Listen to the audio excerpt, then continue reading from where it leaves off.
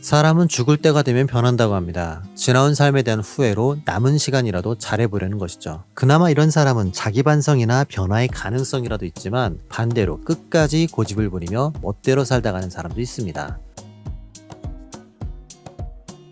날마다 호화로운 삶을 즐기던 한 부자가 있었습니다. 왕이나 귀족처럼 비싼 옷을 입으며 자주 파티를 열어 부를 과시했죠. 그의 집안에선 먹고 마시며 즐거워하는 소리가 가득했죠. 그러나 집 밖에는 굶주림에 고통받는 신음소리가 들립니다. 온몸에 상처 입은 나사로라는 거지가 음식을 구걸하고 있었죠. 아무도 그를 돌보지 않았고 개들만이 그의 상처를 핥을 뿐입니다. 그렇게 굶주림에 고통받던 거지 나사로가 죽었습니다. 그가 언제 죽었는지 모르고 이렇다 할 장례식도 없이 다른 불황자들처럼 게헨나라는 소각장에서 태워졌을 수도 있죠. 한편 흘러넘치도록 많은 걸 가진 부자도 죽었습니다. 가족과 지인들이 모여 성대한 장례를 치르고 훌륭한 묘자리에 묻으며 그를 떠나보냈을 수도 있고요. 중요한 건 거지나 부자 모두 죽음을 피해갈 수 없었다는 거죠. 그렇게 각자 죽은 이후 나사로는 아브라함의 품에, 부자는 음부에 가게 됩니다. 나사로는 천국에 있고 부자는 지옥에 있으므로 상황이 역전되었죠. 고통 가운데 몸부림치는 부자가 도움을 요청합니다. 나사로의 손가락에 물 한 방울 찍어 자신의 혀를 식혀달라 당부하죠. 아버지 아브라함을 부르며 자신이 유대인임을 어필하지만 이것은 오히려 자신의 잘못을 더 부각시킬 뿐이죠. 유대인은 이 땅에서 율법을 준수하며 성실하게 살아야 합니다. 나사로에게 도움을 받으려면 적어도 살아있을 때 그를 도우며 선을 행했어야 하죠. 불의한 청지기가 미래를 대비해 소장농의 빚을 줄여준 것처럼요. 하지만 그는 집 앞에서 굶어 죽어가는 나사로를 방치했습니다. 이방인도 아닌 같은 아브라함의 자녀인 나사로의 고통을 외면했죠. 그랬던 그가 지금 나사로를 통해 자신을 도와달라 요청하고 있습니다. 불순종에 대한 반성도 없고 외면에 대한 최소한의 사과도 없이 오로지 자신의 고통을 줄여달라며 도움만 받길 원하고 있지요. 음식을 구걸하던 나사로를 무시하던 그가 이제 나사로에게 물을 구걸하는 처지가 되었죠. 부자의 절규에 아브라함이 대답합니다. 얘야, 너는 살았을 때 좋은 것을 받았고 나사로는 고난을 받았잖아. 이제 상황이 바뀌어서 너는 괴로움을 받는 거고 그는 위로를 받는 거야. 부자는 살았을 때 많은 재물이 있었습니다. 하늘의 선물이자 위탁된 것들로 청지기답게 주인의 목적에 맞게 사용했어야만 하죠. 하지만 부자는 개인의 만족을 위해서만 사용했죠. 그랬기에 이제 부자는 불순종의 대가로 괴로움을 받게 됩니다. 이 괴로움은 모두 자신이 자초한 일들의 결과지요. 하루에 한 번씩 대가리 받고 반성하자. 반면 나사로는 살아생전 고난만 받았습니다. 잘못의 결과도 아니고 의지와 상관없이 그에게 닥쳤던 것들이죠. 도움의 손길을 구했으나 아무것도 받지 못했습니다.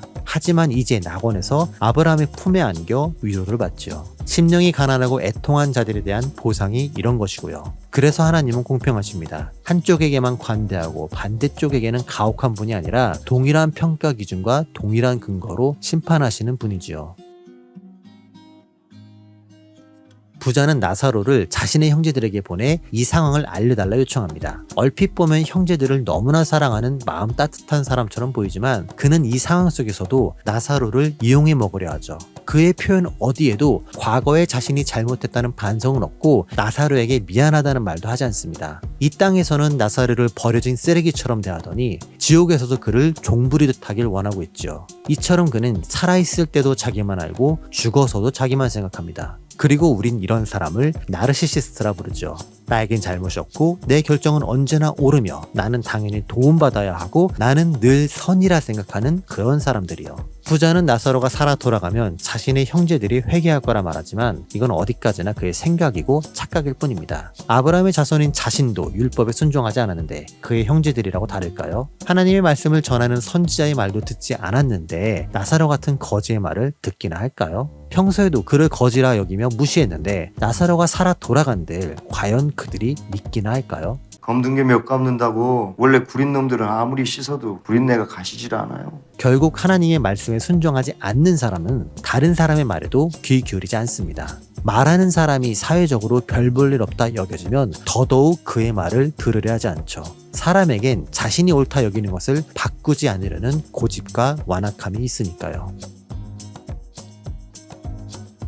부자는 율법을 지키지 않았고 선지자들의 메시지를 듣지 않았습니다. 재물을 관리하며 선하게 사용하지 않고 오로지 자신만을 위해 먹고 마시고 즐겼죠. 그의 삶 어디에도 하나님께 순종하며 말씀을 귀히 여기는 모습은 없었습니다. 이러한 불순종과 외면의 모습은 지금의 우리에게도 보여집니다. 유튜브에 좋은 설교들이 넘쳐남에도 이들의 조회수는 처참하죠. C.S. 루이스만큼 탁월한 해석을 하는 목사님의 설교는 외면하며 축복받는 삶의 원리 같은 진통제 설교를 찾아다닙니다. 존 스토트처럼 믿는 자가 어떻게 살 것인가를 고민하는 말씀보다 기도하고 뭘 받았는지를 전하는 간증이 훨씬 더 인기를 끌고요. 성경이라는 큰 이야기 앞에 나를 가져가면 이렇게 살아서는 안 된다는 걸 깨닫기에 듣기 싫어집니다. 지금 구하는 것이 헛된 것이다. 손에 쥔 걸 내려놓으라는 말씀들이 달갑지 않고요. 하지만 반대로 성경에서 나에게 필요한 구절들을 뽑는 건 행복합니다. 어쩌다 우연찮게 발견된 말씀이 꼭 나를 위해 준비된 말씀처럼 느껴지죠. 답을 찾았으니 이제 만사형통 잘 풀릴 거라 기대하면서요. 그렇게 계속 내 마음을 위로하고 부족으로 삼을 만한 말씀을 찾아다닙니다. 불안감을 이겨낸 방어막이 필요하고 아픔을 잊을 진통제가 필요하니까요. 그러면서 내 영혼이 말씀에 갈급하다 생각합니다. 거짓말. 이 믿지마 다 구라야. 하지만 그 갈급함은 말씀의 의미를 찾고 실천한 방법을 알기 위함이 아니라 더 많이 위로받고 더 많이 보호받으려는 발버둥일 뿐이죠.